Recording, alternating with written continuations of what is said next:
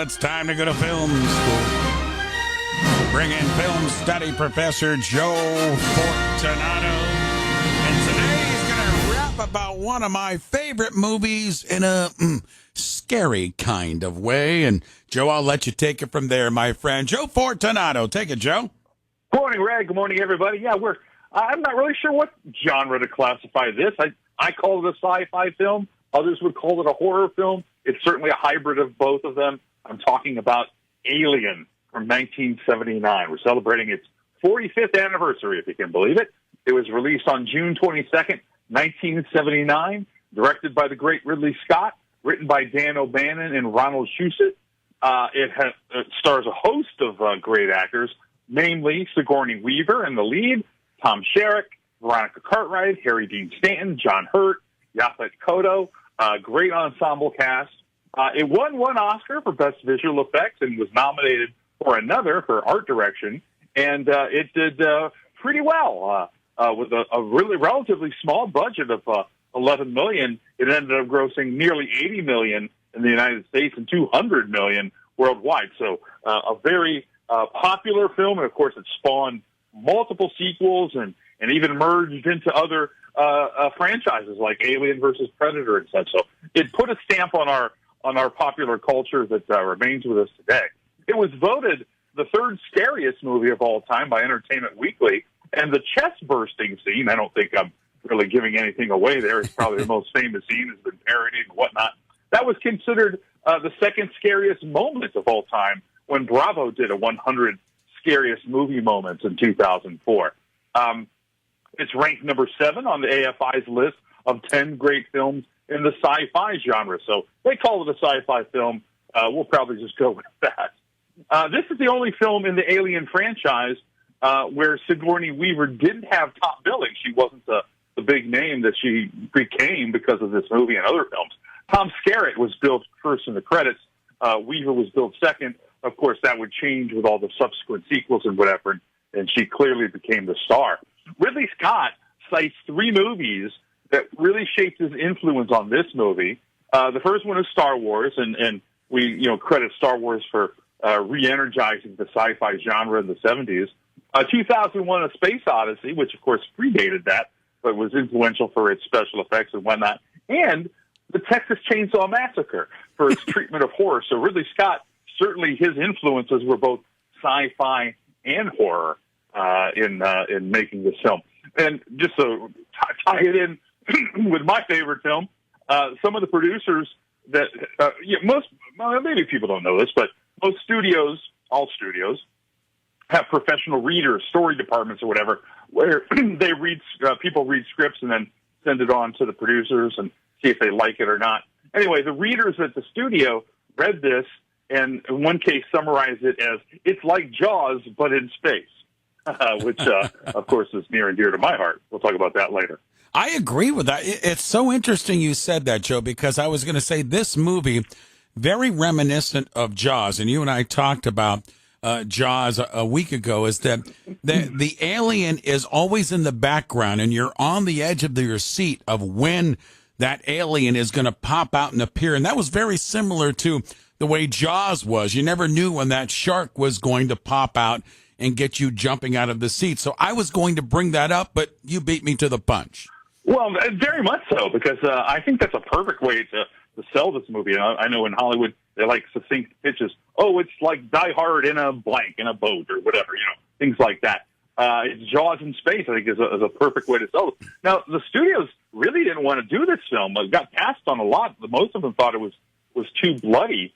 And then they ended up, with the success of Star Wars, wanted to make, sci-fi got hot again, so they rethought that. And as well as they saw Ridley Scott's storyboards for the film and said, oh, this is going to be pretty good. So they ended up jumping on board. But initially, it wasn't an immediate sale, if you will. In fact, you talked about the alien not being seen that much. Ridley Scott wanted to have sort of an animatronic alien, but the tech just wasn't there to make it quite right. He didn't really want to have, it look like an actor in a suit, which ended up being what it was. It was played by a gentleman who was a graphic designer and not an actor. And had long limbs and stuff, and kind of got the nod, kind of got plucked out of nowhere, if you will, to play the alien. I have a hard time saying his name. Balaji Badejo. Someone might correct me on that. Fun fact about that is that he was up against Peter Mayhew, who plays our beloved Chewbacca, who was also up for the role of the alien. So you can imagine what if Peter Mayhew had gotten the part and he played both Chewbacca and the alien. Another thing about the alien, I keep referring to it as the alien.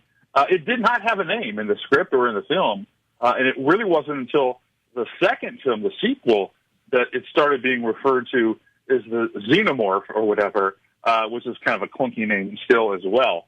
But it never really had a name per se. Another kind of famous part of this movie is the tagline, which was one of the more famous taglines in space, "No one can hear you scream," which was written by a copywriter, Barbara Gibbs, came up with that famous tagline. Joe Fortunato Film School, Alien, the movie. Anything, Joe, pertaining to casting? You mentioned Tom Skerritt, Sigourney Weaver. I always like it when you go down that road and tease us with what could have or who could have. Yeah, well, I mentioned Peter Mayhew is possibly playing the actual alien, but this is my favorite one.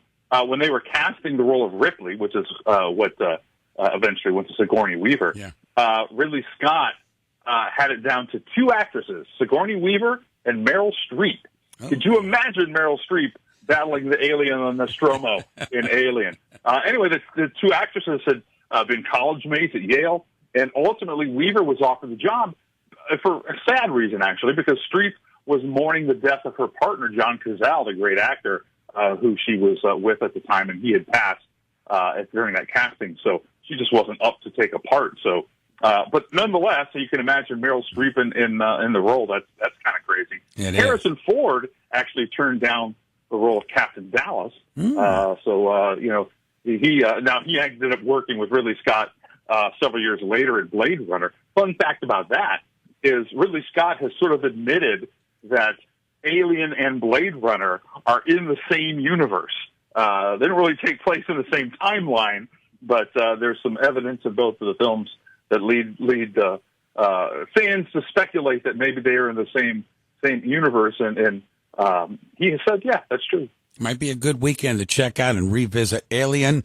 Again, it's one of the very few movies that I remember as a youngster that got me jumping out of my seat. And the other one we talked about earlier, Jaws, had me jumping as well. Speaking of that, Joe, we're 15 days away from getting on down to Jilly's again on July 27th for another film school.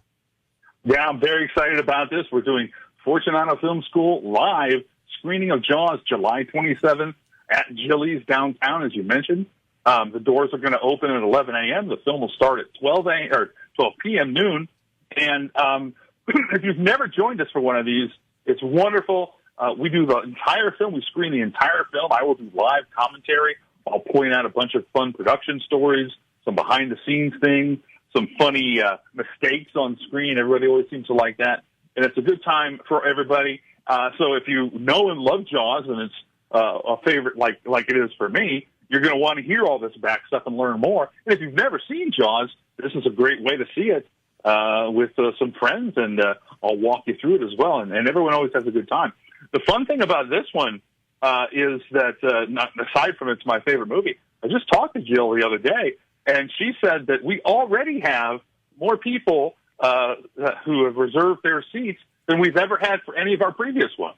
So we're already at the high water mark, and we only have 2 weeks left to go. So there still are seats, and remember, these are reserved seats. So if you go and buy your tickets online for only $5, they are reserved, so you can pick and choose. So you want to get those now, so you can pick and choose the best place in the room that you want to be. And even better, those $5 ticket prices, if you come and buy and join us, that $5 will be applied to a Jilly's brunch. So essentially, it's free to come if you're going to have brunch. So why not join us for a great film school, a great screening of Jaws? And you can get the tickets one of two ways. Well, it's the same end game, but you can get it by Googling Jilly's Music Room, and it'll take you to her calendar page, and then you'll see that on the date. and click on the link to order tickets, or you can search on Facebook for Fortunato Film School, and it's public, so it should pop up, and the link is on there as well. So get your tickets now, because we're already ahead of the curve, and we want to fill that room, and we want everybody to enjoy. Yeah, this will be our third one, and if you haven't, this is just scratching the surface, what we do with Joe each and every Friday, and we appreciate him taking time. But when he gets into these movies, it's fascinating. We've done Raiders of the Lost Ark, we did Psycho, and now Jaws. I can't wait to be up on stage for my minimal role with Joe, and Joe takes it over. It's really a can't miss. And like Joe said, get your tickets now. And that's exciting that they've got people already really excited about us on the 27th, which could lead to more of these on-the-road film schools with Joe Fortunato. He's just fantastic at what he does. And Joe, with that being said, my friend, we'll do it again next Friday. Thanks for the time again, my friend. All right, thanks for